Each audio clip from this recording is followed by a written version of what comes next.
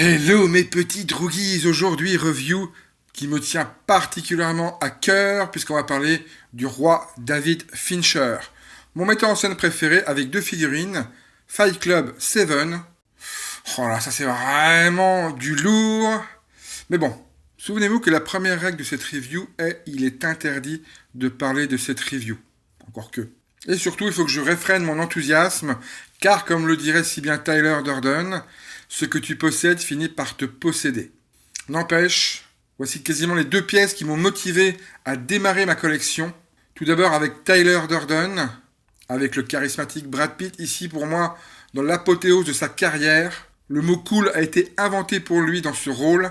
Cette tenue si bien représentée en détail est carrément pour moi le top du top.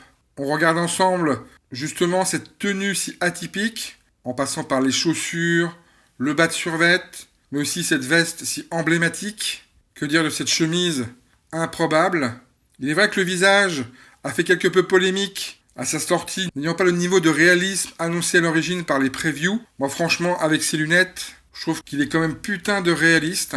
Côté goodies, on a une batte, des bières, les fameuses cartes de visite, notamment avec sur cette main où vous voyez le bisou. Et ça c'est un détail qui, je trouve, est très bien vu, puisque ça fait partie des scènes cultes de ce long métrage, tout comme celle où ils vont chercher de la graisse. Voilà donc un accessoire qui a été fait par nous-mêmes, avec ma chérie.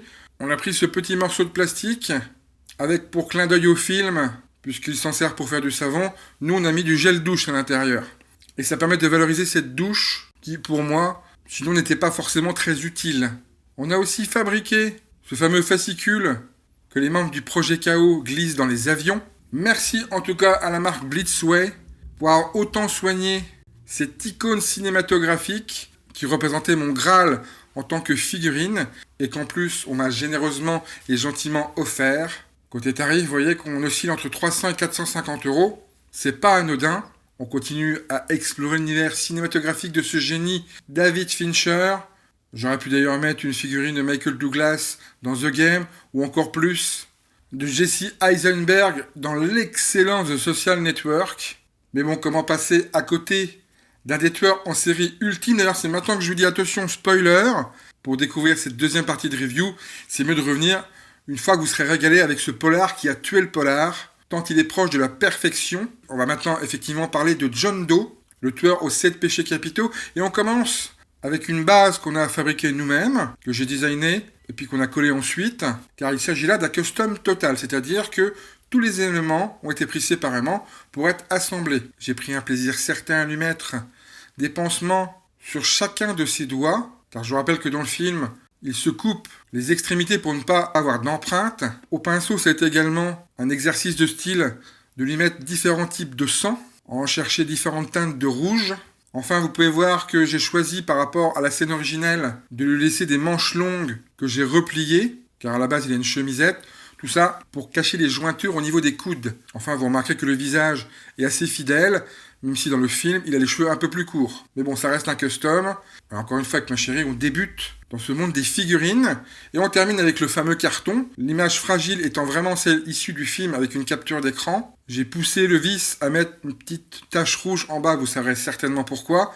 Et à faire dépasser une mèche de cheveux. D'ailleurs, c'est celle de ma chérie qui a souhaité pousser le détail jusqu'au bout. Vous voyez qu'on s'amuse comme des petits fous. Mais en tout cas, je suis vraiment content d'associer ces deux pièces maîtresses de ma collection avec ce custom qui finalement m'a coûté à peine une 40aine d'euros et qui vraiment, je trouve, est du plus bel effet. Voilà, j'espère que vous aurez pris autant de plaisir à regarder cette review que moi à la préparer. Je vous invite évidemment, en plus de vous abonner, à vous mettre le nez dans la filmographie de David Fincher.